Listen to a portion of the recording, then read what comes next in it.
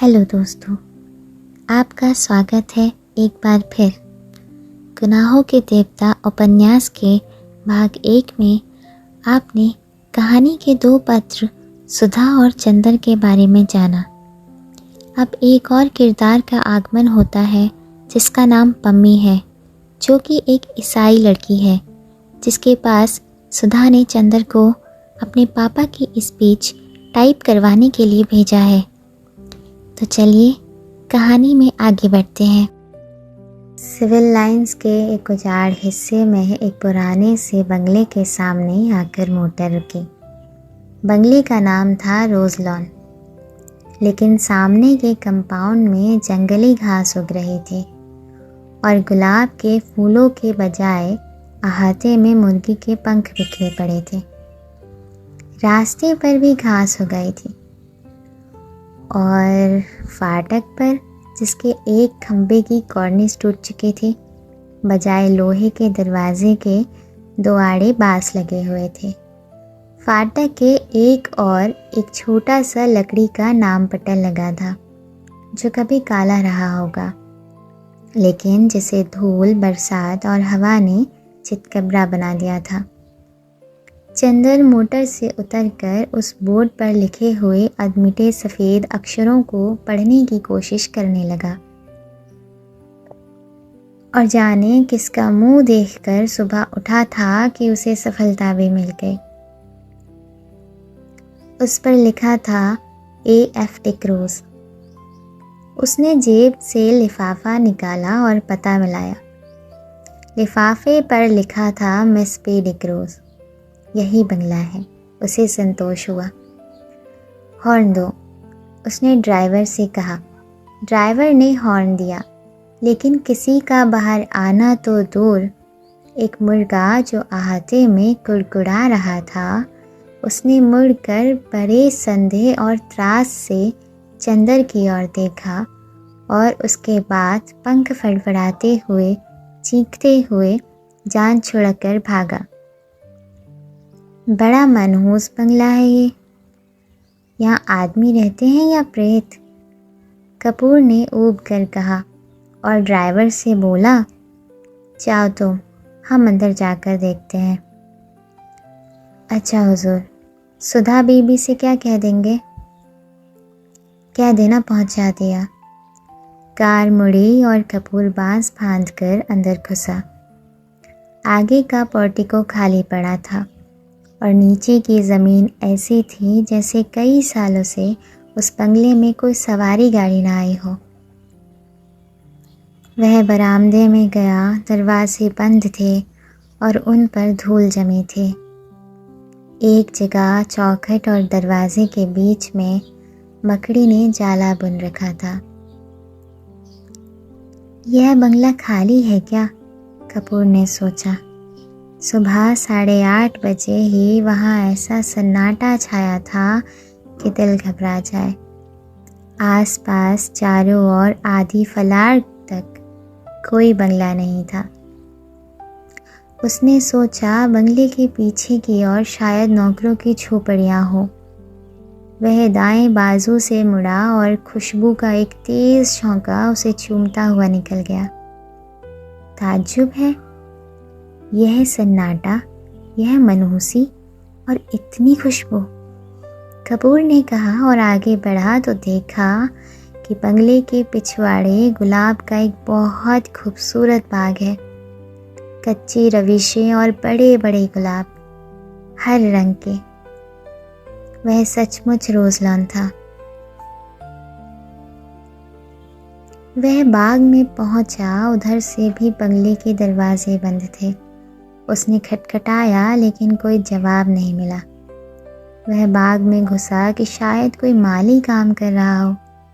बीच बीच में ऊंचे ऊंचे जंगली चमेली के झाड़ थे और कहीं कहीं लोहे की छड़ों के कटघरे।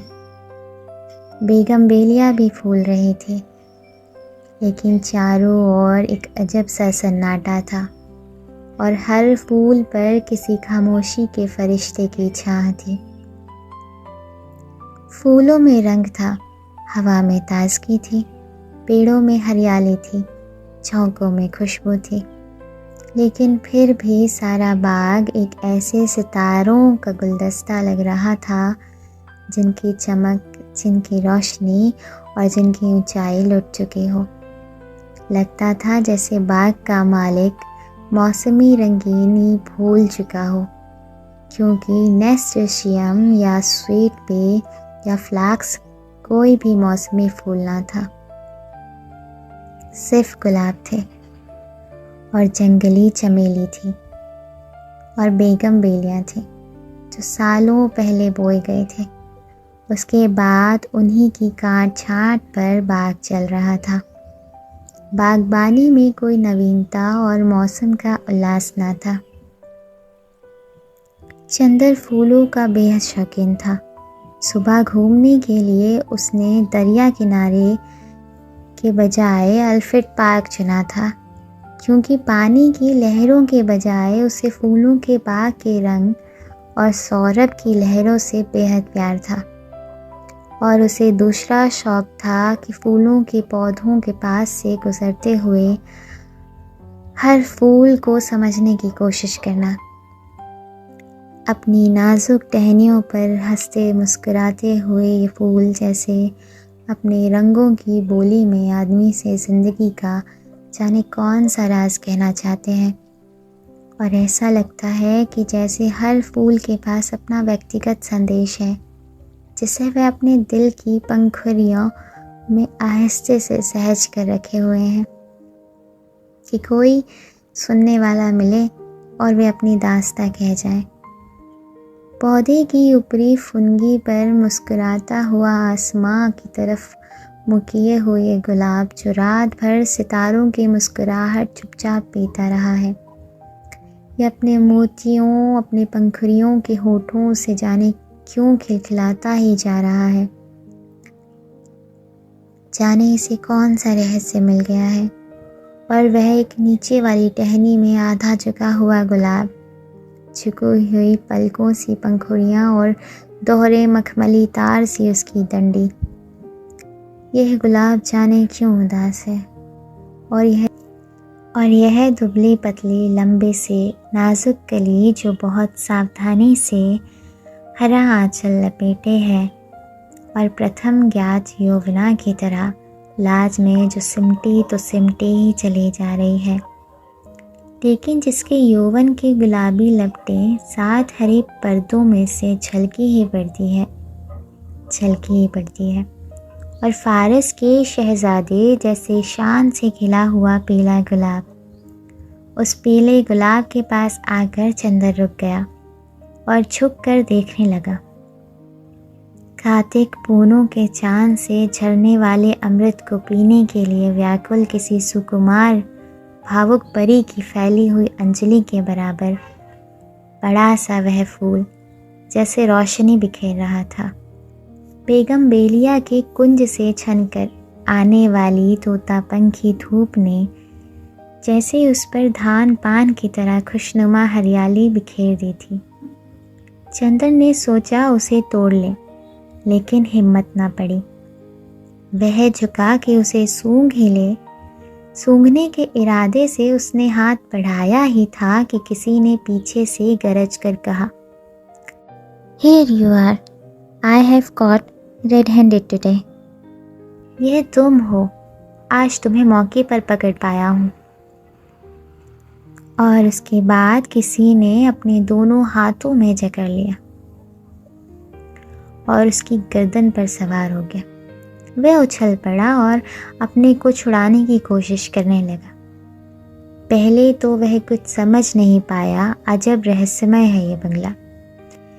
एक अव्यक्त भय और एक सिहरन में उसके हाथ पांव ढीले हो गए, लेकिन उसने हिम्मत करके अपना एक हाथ छुड़ा लिया और मुड़कर देखा तो एक बहुत कमज़ोर, बीमार सा, पीली आंखों वाला गोरा उसे पकड़े हुए था। चंदर के दूसरे हाथ को फिर पकड़ने की कोशिश करता हुआ वह हांफता हुआ बोला, "रोज़ रोज़ यहाँ से फूल गायब होते थे। मैं कहता था कौन ले जाता है? हो वह हांफता जा रहा था। आज मैंने पकड़ा तुम्हें, रोज चुपके से चले जाते थे। वह चंदर को कस कर पकड़े था, लेकिन उस बीमार गोरे की सांस जैसे छूटी जा रही थी। चंदर ने उसे झटका देकर धकेल दिया और डांट कर बोला, क्या मतलब है तुम्हारा? पागल है क्या? खबरदार जो हाथ बढ़ाया, अभी ढेर कर दूंगा तुझे, गोरा सुअर। और उसने अपने आस्तीनें चढ़ाई। वह धक्के से गिर गया था। धूल झाड़ते उठ बैठा और बड़ी ही रोनी आवाज में बोला, कितना जुल्म है, कितना जुल्म है।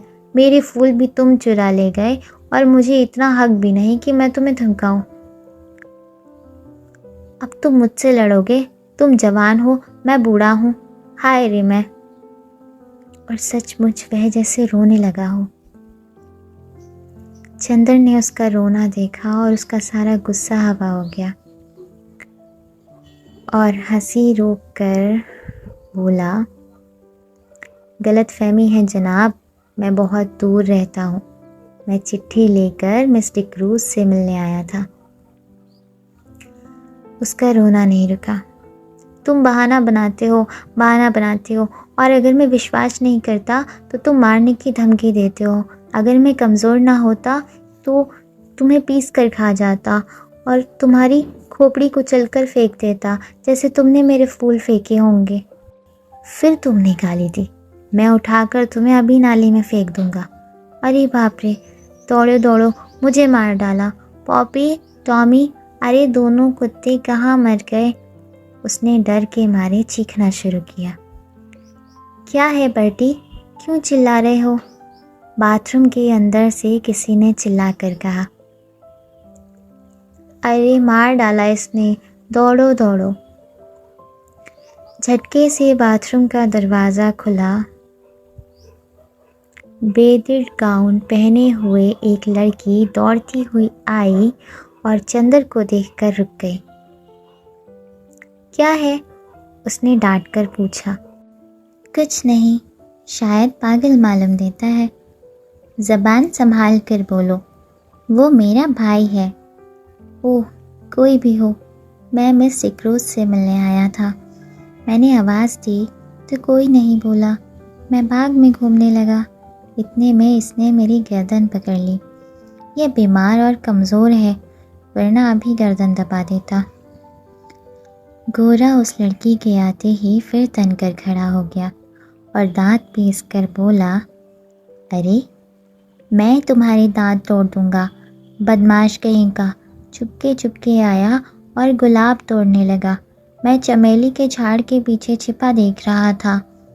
अभी मैं पुलिस को बुलाती हूँ, तुम देखते रहो बर्टी से, मैं फ़ोन करती हूँ।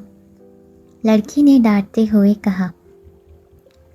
अरे भाई, मैं मिस्टर क्रूज से मिलने आया हूँ, मैं तुम्हें नहीं जानती, झूठा कहीं का। मैं मिस्टर क्रूज हूँ। देखिए तो ये खत।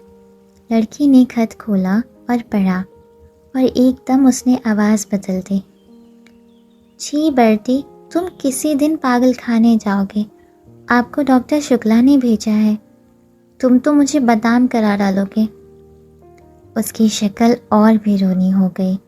मैं नहीं जानता था, मैं जानता नहीं था। उसने और भी घबरा कर कहा।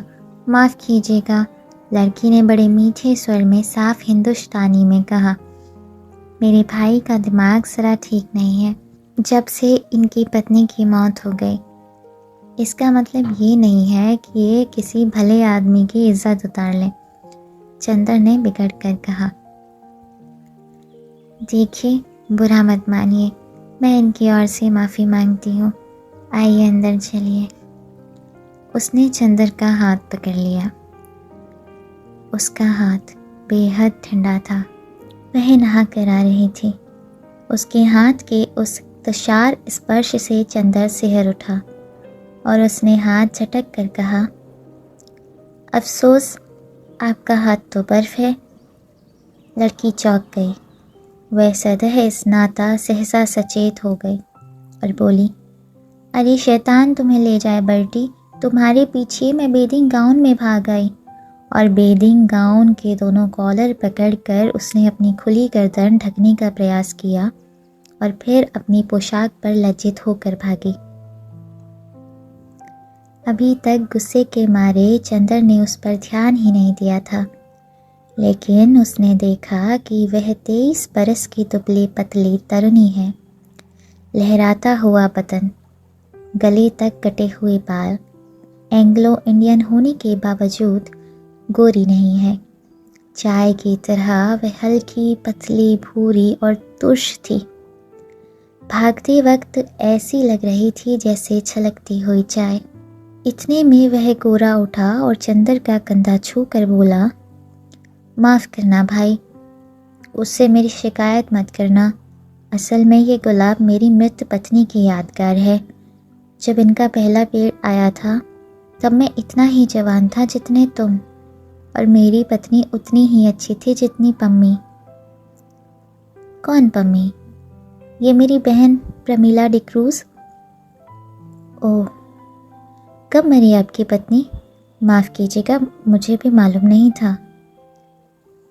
हाँ, मैं बड़ा अभागा हूँ, मेरा दिमाग कुछ ख़राब है, देखिए, कहकर उसने झुककर अपनी खोपड़ी चंदर के सामने कर दी और बहुत गिड़गिड़ा कर बोला, पता नहीं कौन मेरे फूल चुरा ले जाता है। अपनी पत्नी की मृत्यु के बाद 5 साल से मैं इन फूलों को संभाल रहा हूँ। हाय रे मैं। जाइए, पम्मी बुला रही है। पिछवाड़े के सहन का बीच का दरवाज़ा खुल गया था और पम्मी कपड़े पहनकर बाहर झांक रही थी। चंदर आगे बढ़ा और गोरा मुड़कर अपने गुलाब और चमेली की झाड़ी में खो गया। चंदर गया और कमरे में पड़े हुए एक सोफ़ा पर बैठ गया। पम्मी टॉयलेट कर चुकी थी और एक हल्की फ्रांसीसी खुशबू से महक रही थी। शैम्पू से धुले हुए रूखे बाल जो मचले पड़ रहे थे, खुशनुमा आसमानी रंग का एक पतला चिपका हुआ छीना ब्लाउज़ और ब्लाउज़ पर एक फ्लैनेल का फुल पैंट जिसके 2 गेलिस कमर, छाती और कंधे पर चिपके हुए थे। होठों पर एक हल्की लिपस्टिक की झलक मात्र थी और गले तक बहुत हल्का पाउडर जो बहुत नज़दीक से ही मालूम होता था। लंबे नाखूनों पर हल्की गुलाबी पेंट। वह आई, निसंकोच भाव से उसी सोफे पर कपूर के बगल में बैठ गई और बड़ी मुलायम आवाज़ में बोली, मुझे बड़ा दुख है मिस्टर कपूर, आपको बहुत तवालत उठानी पड़ी। चोट तो नहीं आई? नहीं नहीं, कोई बात नहीं। कपूर का सारा गुस्सा हवा हो गया। कोई भी लड़की निसंकोच भाव से इतनी अपनायत से सहानुभूति दिखाए और माफ़ी मांगे तो उसके सामने कौन पानी पानी नहीं हो जाएगा। और फिर वह तब जबकि उसके होठों पर न केवल बोली अच्छी लगती हो वरन लिपस्टिक भी इतनी प्यारी हो। लेकिन चंदर की एक आदत थी, और चाहे कुछ ना हो, कम से कम वह यह अच्छी तरह जानता था कि नारी जाति से व्यवहार करते समय कहाँ पर कितनी ढील देनी चाहिए, कितना कसना चाहिए, कब सहानुभूति से उन्हें झुकाया जा सकता है और कब अकड़कर। इस वक्त जानता था कि इस लड़की से वह जितनी सहानुभूति चाहे ले सकता है, अपने अपमान के हर्जाने के तौर पर। इसीलिए कपूर साहब बोले, लेकिन मिस डिक्रूज, आपके भाई बीमार होने के बावजूद बहुत मजबूत हैं। उफ, गर्दन पर जैसे अभी तक जलन हो रही है। ओहो, सचमुच मैं बहुत शर्मिंदा हूँ, देखूं? और कॉलर हटाकर उसने गर्दन पर अपनी बर्फीली उंगलियां रख दी। लाइए लोशन मल दूं मैं? धन्यवाद धन्यवाद, इतना कष्ट न कीजिए, आपकी उंगलियां गंदी हो जाएंगी, कपूर ने बड़ी शालीनता से कहा। पम्मी के होठों पर एक हल्की सी मुस्कुराहट, आंखों में हल्की सी लाज और वक्ष में हल्का सा कंपन दौड़ गया। यह वाक्य कपूर ने चाहे शरारत में ही कहा हो, लेकिन कहा इतने शांत और संयत स्वरों में कि पम्मी कुछ प्रतिवाद भी ना कर सकी। और फिर 6 बरस से 60 बरस तक की कौन ऐसी स्त्री है जो अपने रूप की प्रशंसा पर बेहोश ना हो जाए। अच्छा लाइए, वह स्पीच कहाँ है जो मुझे टाइप करनी है? उसने विषय बदलते हुए कहा। ये लीजिए, कपूर ने दे दी। ये तो मुश्किल से 3-4 घंटे का काम है। और पम्मी स्पीच को उलट पुलट कर देखने लगी।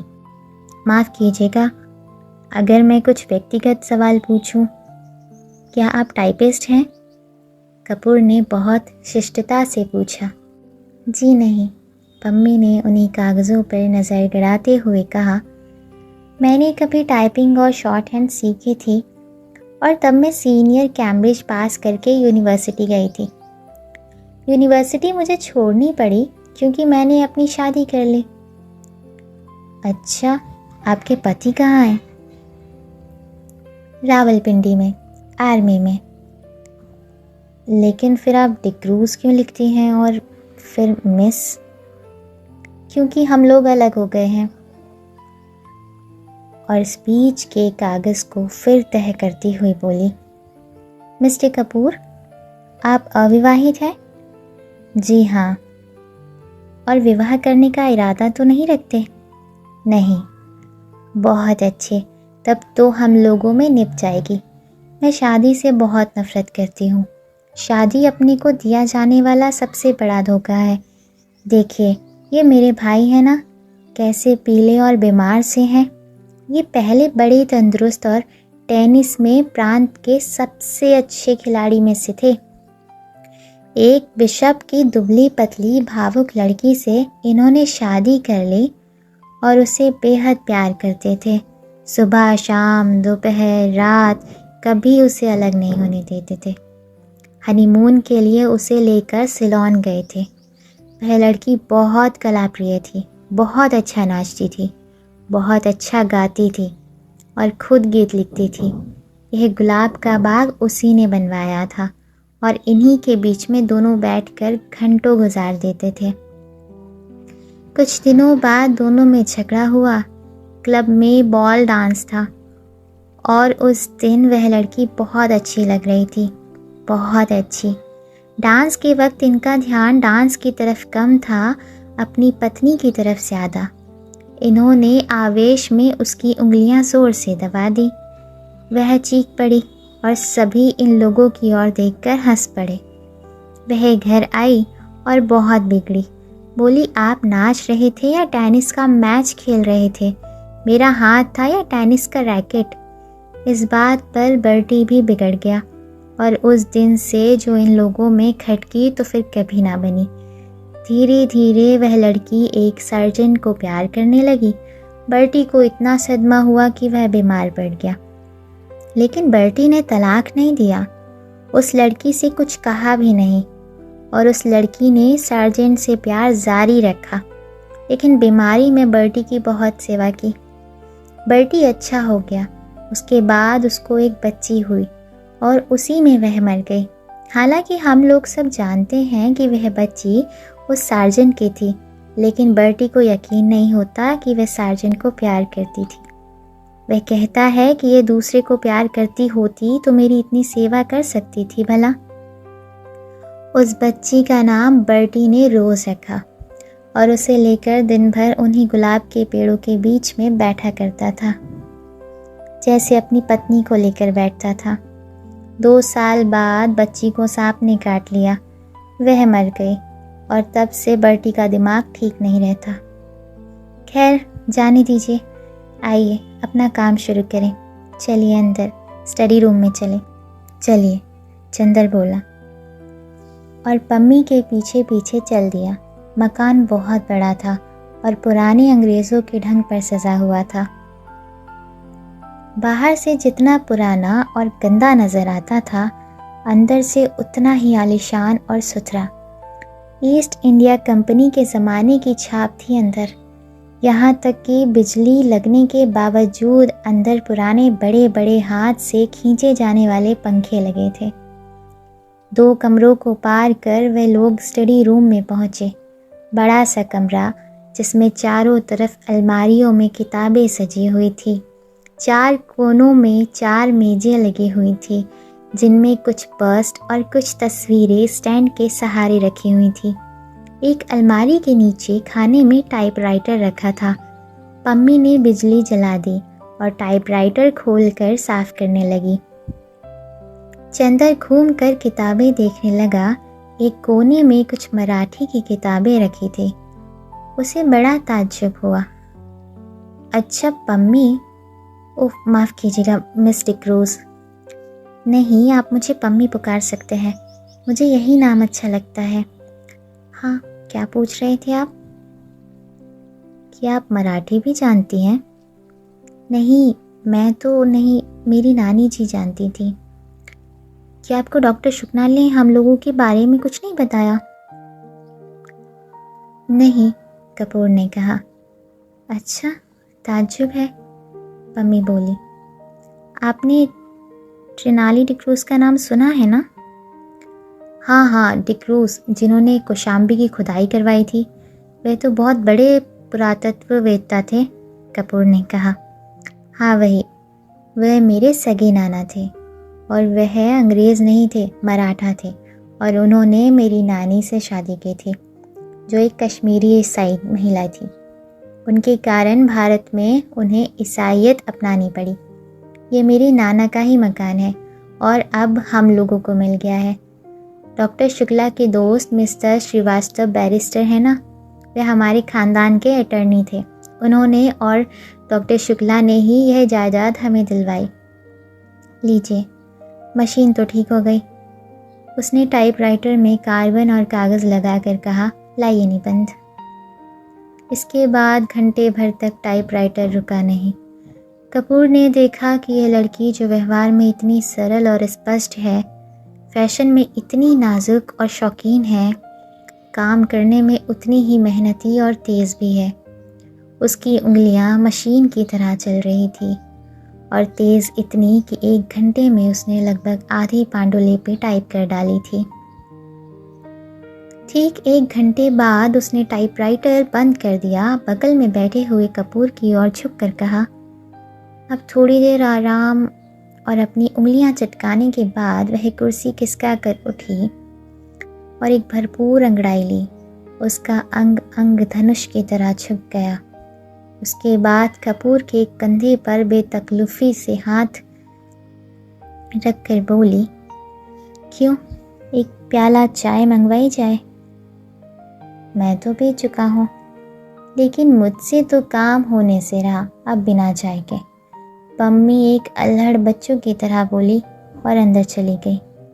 कपूर ने टाइप किए हुए कागज़ उठाए और कलम निकालकर उनकी गलतियां सुधारने लगा। चाय पीकर थोड़ी देर में पम्मी वापस आई और बैठ गई।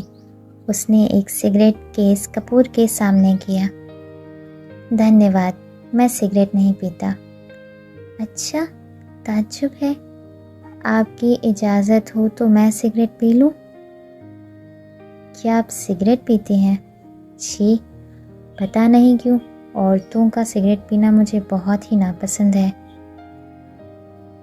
मेरी तो मजबूरी है मिस्टर कपूर, मैं यहाँ के समाज में मिलती जुलती नहीं। अपने विवाह और अपने तलाक के बाद मुझे एंग्लो इंडियन समाज से नफ़रत हो गई है। मैं अपने दिल से हिंदुस्तानी हूँ, लेकिन हिंदुस्तानियों से घुलना मिलना हमारे लिए संभव नहीं। घर में अकेले रहती हूँ। सिगरेट और चाय से तबीयत बदल जाती है। किताबों का मुझे शौक नहीं। तलाक के बाद आपने पढ़ाई जारी क्यों नहीं रखी? कपूर ने पूछा। मैंने कहा ना कि किताबों का मुझे शौक नहीं बिल्कुल, पम्मी बोली, और मैं अपने को आदमियों में घुलने मिलने के लायक नहीं पाती। तलाक के बाद साल भर तक मैं अपने घर में बंद रही। मैं और बर्टी, सिर्फ बर्टी से बात करने का मौका मिला। बर्टी मेरा भाई, वह भी बीमार और बूढ़ा, कहीं कोई तकल्लुफ़ की गुंजाइश नहीं।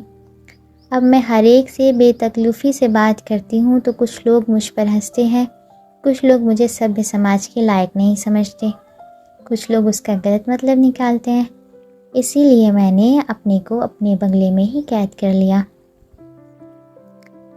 अब आप ही हैं, आज पहली बार मैंने आपको देखा। मैं समझी ही नहीं कि आपसे कितना दुराव रखना चाहिए। अगर आप भले मानस ना हो तो आप इसका गलत मतलब निकाल सकते हैं।